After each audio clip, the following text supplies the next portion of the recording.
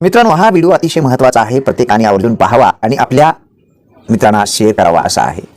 Skip करू नका. एका गावामध्ये दोघे मित्र राहत होते.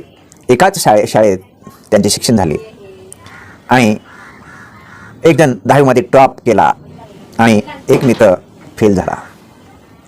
पुढे तो विज्ञानमध्ये प्रवेश घेतला. टॉप झालेला मित्र 11वी पास झाला, 12वी पास झाला, पुढे BSc अशा प्रकारे टॉप करीत करीत तो फार मोठा एक शास्त्रज्ञ झाला आणि एक संशोधन तो केला आणि त्या संशोधनामध्ये त्याला फार मोठे यश आले आणि तो पारितोषिक घेण्यासाठी पात्र झाला.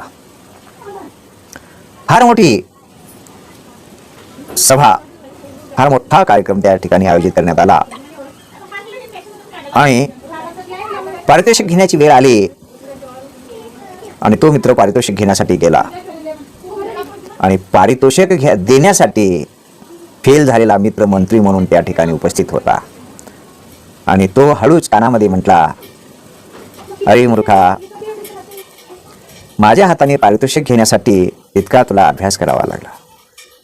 मी फुकट दिलो असतो ना.